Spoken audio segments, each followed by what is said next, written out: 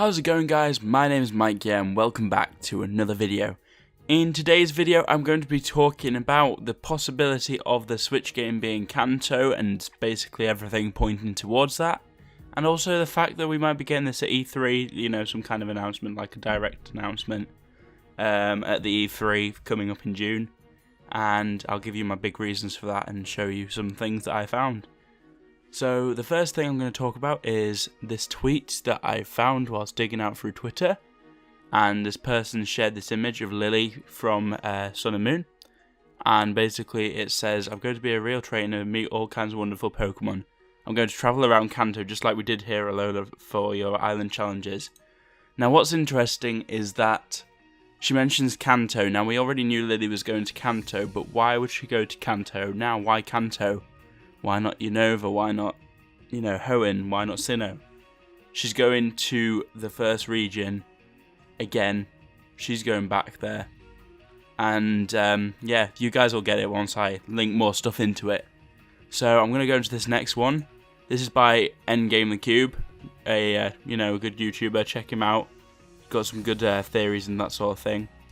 But he said, "I feel like Kanto remake with a new story and new locations on the Switch would be a perfect continuation of Alola, since the protagonist in Sun and Moon is from Kanto and Lily moves there in the end." I mean, and here it's got a Nintendo Switch. Obviously, every game we always have the, the console that's around that time in the game. For example, we've had a Wii U before. We've had the Nintendo Wii. And obviously this is just a continuation from that. And here it says it's an autograph from you got from a gym leader in Kanto. So we've got an autograph at our house in Alola from a guy from Kanto, or a girl, and that's really, really indicative of the idea that we might be getting a Kanto game, because it's talking about things from Kanto specifically. We got so many things talking about it. It's like when we had X and Y and we had the strange souvenir. These things came from Alola, and they were really, really hinting at Alola. But the difference is we know that Kanto is a thing already because we've already seen about it. Now I'll move on to the next thing. So here, obviously, you guys all know about this if you played through Sun and Moon, Ultra Sun and Moon. When you get to the battle tree, you encounter Red and Blue. Now why would they put Red and Blue, the the protagonist and the antagonist from the the rival or whatever from Generation 1, why would they put them back into Alola? Why would they do a whole new character remodel and a redesign without having any meaning? Like, they wouldn't just do it randomly. That doesn't make sense. You'd almost have to have a reason for them being there without them just being there because they want to battle.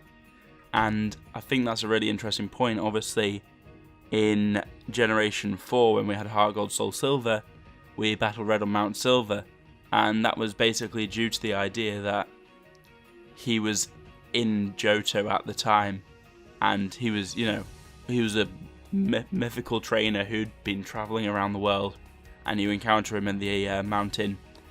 So basically that's his reason being there, but for some reason in the battle tree we don't really get any specific reason as to why they're there. Now I'm going to move on to my next point. And this guy, I spoke about this one yesterday in the video. This guy then commented down here. He talked about a submerged pallet town in Japanese Masara Town, which is the name Pallet Town. Pallet Town means pure white. Project Beluga, which I spoke about in another video, I believe, and it basically says a white whale that lives in the ocean. So that's linking the idea to the town being based on the ocean and how it's submerged. And now I'm going to go into this one, because obviously I spoke about this in the video yesterday. Kanto 100 years on, and the fact that we've got the same Pokemon in your boxes in battle again after hundreds of years. Now I don't know if this is hinting at something else, the idea that Pokemon Bank, you're able to get your Pokemon from Generation 1 all the way through to the next generation. But if so, that would be brilliant, if there's a way.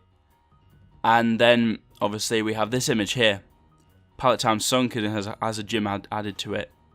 So if we go back to this one, a white whale that lives in the ocean, submerged Pallet Town, he's talking about this. And I think it's interesting how people are starting to make links to different parts of leaks. Pixelpar was the one who tweeted the Project Beluga leak. He has some kind of information that we don't know about in some way. I don't think he's pulling our legs a bit. I think he genuinely knows something that we don't, which is amazing. But then if we go to one of his tweets, if we look here, this is the main reason why I think we'll get an announcement at E3. It says, it's Golden Week in Japan, a time when 4 days of the week are public holidays. Golden Week is one of the longest vacation periods in Japan, so not much gets done. That includes Nintendo Directs. There has never been a Nintendo Direct in Golden Week. So take this week to relax, refuel, as you're not going to miss out on much. Alright, first things first. Magikarp is a Generation 1 Pokemon. This looks a lot like Red. Forgive me if I'm pushing it a bit. There's a Pikachu digging in the sand. There's a boat. There's, Wingles. Professor Oak. Generation 1. Professor Oak. Generation 1 Pokemon Snorlax. Now if we look here, there's 3 Magikarp. There's 3 Sandcastles here. And there's 3 sleeping sounds, basically. He's then pointing to the E in Pokemon Direct. That means that there's 3 of everything. And he's pointing at E. E in 3, E3. That is the idea that we could be getting an announcement in E3. I don't know, but I do think that Pixelpar is very, very, very much hiding. He's much like a Riddler. He hides stuff through imagery and that sort of thing. And so I think that we're going to get something that we don't know about that he knows about. And yeah, that's tying up the argument for Kanto and the argument for getting an E3 announcement. If you guys enjoyed the video, let me know in the comment section down below, and be sure to let me know what you guys think of my ideas and what I've seen online. If you guys want me to do another video on this, I've got some more content I can go over and cover. And yeah, that's about it. Hope you guys have a good day, and I'll see you on Monday for the first episode of Dexter Sketch Series.